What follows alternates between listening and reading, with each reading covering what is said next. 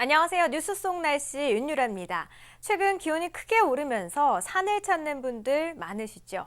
날은 따뜻해졌지만 이맘때 산에 아무런 준비 없이 간다면 위험해질 수도 있습니다. 오늘 뉴스 속 날씨에서는 봄 산행에서 주의해야 할 점들 알아보도록 하겠습니다. 국립공원관리공단 한혁 과장님 전화 연결돼 있습니다. 과장님 안녕하십니까? 네, 안녕하십니까? 네. 자, 요새는 등산로도 잘 닦여져 있고 장비도 발달해서 그런지 계절을 가리지 않고 정말 많은 분들이 산행을 다니시는데요. 자, 네. 그런데 유독 봄 산행 사고가 많다고 합니다. 그 이유는 뭘까요? 네, 말씀하신 것처럼 좀 날씨가 풀리면서 야외 활동에 참 좋은 시기지 않습니까? 네. 예, 그래서 산행 인구도 점차 증가하고 있습니다.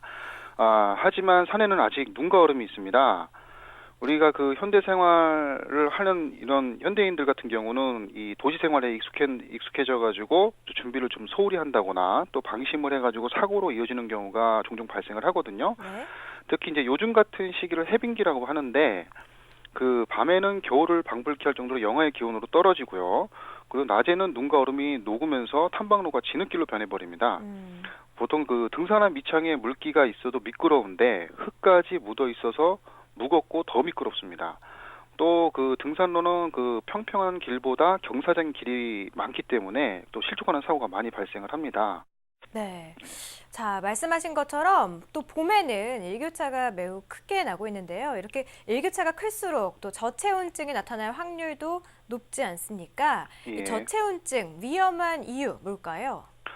예. 봄철 같은 경우 특히 이제 낮에는 영상의 기온이기 때문에 우리가 왕성하게 활동을 하면서 산행을 할 수가 있습니다. 네. 즉 다시 말씀드리면 그 땀을 많이 흘린다는 얘긴데요. 이런 땀이 증발하면서 우리 몸에 있는 열을 빼앗아가지 않습니까? 물론 그 시원한 느낌 아주 좋습니다만 어떤 마른 옷을 입고 있을 때보다 우리가 젖은 옷을 입고 있을 때 체온을 빼앗기는 정도가 한 240배가 높다고 합니다. 네. 예, 그래서 적당히 땀과 열이 식었을 때 정상 체온을 유지해 줘야 하는데요. 보통 체온이 1, 2도 정도만 떨어지면 오한과 떨림 현상이 나타나고요. 보통 3, 4도 정도가 떨어지면 기억력과 판단력이 흐려집니다. 그리고 한 5, 6도 정도가 떨어져 버리면 의식을 잃어버리거나 최악의 경우는 생명이 위험해질 수도 있거든요. 네. 그래서 저는 봄철 도시 생활에 익숙해진 상태에서 산행을 계획하셨다면 현지 사정을 잘 아는 주변 지인들을 통해서 정보를 수집하거나 저희 국립공원 사무소처럼 이렇게 현장을 관리하는 전문 기관들이 있습니다. 그래서 문의하시고 산행하신다면 건강하고 안전하게 산행을 즐기실 수가 있겠습니다. 네. 저체온증. 젖은 옷을 입고 있을 때 그 체온을 빼앗기는 정도가 240배나 높다고 하니까요. 봄 산행하실 때 특히나 좀 안전한 산행에 유의를 해주셔야 될 것 같습니다. 그리고 또 봄 산행을 안전하게 하기 위해서는 우리가 또 반드시 챙겨야 할 장비나 물품들이 분명히 있을 텐데요. 어떤 것들이 있을까요? 네, 우리 그 도시나 그 저지대는 비교적 이렇게 안전합니다만 우리가 고지대에 올라가게 되면 그 눈과 얼음을 볼 수가 있습니다. 겨울 장비 중에서는 그 아이젠이라는 게 있는데 네. 그 사용하지 않더라도 4월까지는 꼭 가지고 다니시는 게 좋고요.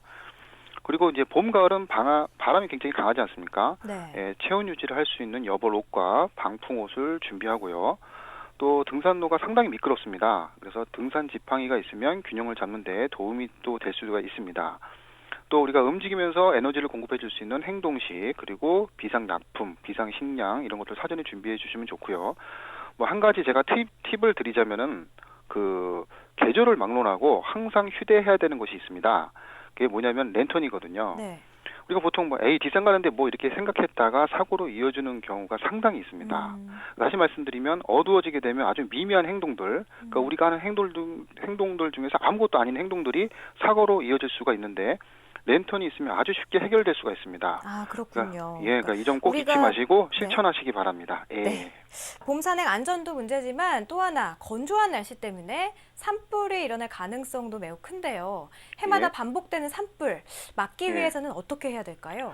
예, 봄철, 가을철 산불 예방 때문에 아마 우리나라 행정력이 여기에 다 이제 집중이 되는데요. 이 산불 발생 원인을 보면 이제 오차 범위는 있습니다만 보통 이제 입산자 실화가 한 43% 정도 되고 논두렁, 밭두렁 태우기가 13% 그리고 기타가 나머지를 차지하는데요. 네.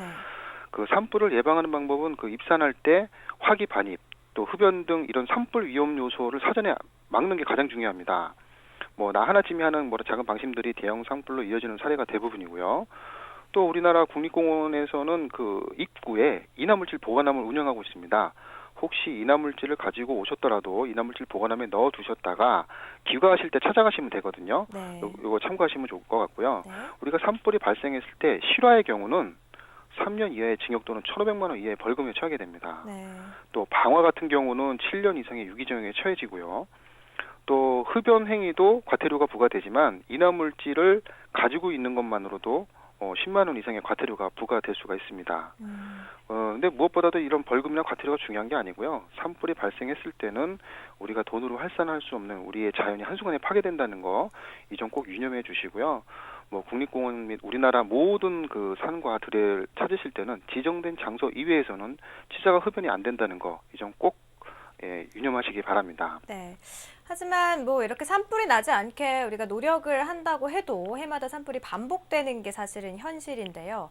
예. 자, 만약에 산불 발견했을 때 초기 대응이 참 중요할 것 같습니다. 어떻게 해야 될까요? 네, 이렇게 산행을 하시다가 산불을 발견했을 때는 이제 우선 신고하는 게 가장 먼저 중요한 거고요. 네. 근데 이게 건조하고 바람이 이제 불 때는 그 산불이 순식간에 확산될 수 있기 때문에 만약에 그 산불을 제압하려 하다가는 오히려 굉장히 피해를 입으실 수가 있습니다. 게다가 또 바람 방향이 바뀌면서 연기에 둘러싸이면 어디 동서남북을 구분할 수가 없고 잘못하면 생명을 잃을 수도 있거든요. 네. 그래서 발생했을 때는 이제 제일 먼저 관공서, 가까이에 있는 관공서라든가 저런 국립공원 사무소, 이런 119 이런 전문 진화를 할 수 있는 그런 기관에 빨리 연락해 주는 게 좋습니다. 네. 보통 신고할 때는 산불이 발생한 정확한 위치하고 그리고 현재 진행 상태를 알려주시면 조기 진화에 많은 도움이 되고요. 산불 확산을 방지하는 방법은 일단 조기 발견, 그리고 조기 신고, 그리고 조기 진화, 이게 가장 기본이 된다는 거 잊지 마시기 바랍니다. 네. 자, 산불을 처음에 발견을 했을 때 끄려는 노력보다도 일단은 신고가 가장 중요하다라는 말씀 해주셨습니다. 네, 오늘 말씀 고맙습니다. 네, 감사합니다. 늘어나는 등산 인구만큼 산악 안전사고도 함께 늘고 있습니다. 대부분의 안전사고는 등산 준비가 미흡한 상태에서 일어난다고 하는데요. 오늘 알려드린 정보를 통해서 유익하고 안전한 산행도 하시고 건강도 함께 챙기시길 바랍니다. 뉴스 속 날씨 오늘 준비한 내용 여기까지입니다. 시청해주신 여러분 고맙습니다.